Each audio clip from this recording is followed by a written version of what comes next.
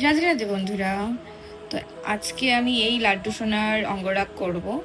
তো দেখা যাক কতটা কি করা যেতে পারে। আমাকে বলা হয়েছে যে আইসগুলো যাতে আমি ব্লু কালার রাখি আর হাতে বাজু করে দিই, আর বাদ বাকি সব নিজের মতো করে। তো ইয়েস, চলো স্টার্ট করা যাক। হলো গোপাল সোনার অঙ্গরাগ কমপ্লিট।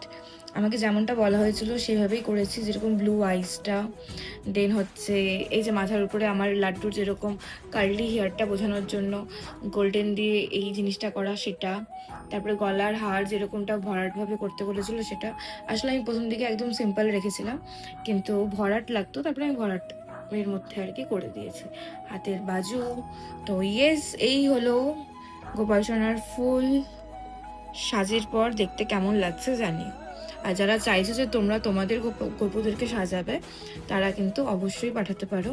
তো জন্মাষ্টমীর ওই 4-5 দিন আগের থেকে কিন্তু দিলে হবে না, কারণ আমার টাইম লাগছে সমস্ত রকম কাজ কমপ্লিট করে তারপরে অঙ্গরাগ করতে বসা। তো অবশ্যই আমাকে অন্তত 4 থেকে 5টা দিন সময় হাতে দিতে হবে। তো ইয়েস, জানিও যে কেমন লাগছে ওকে। রাধে রাধে।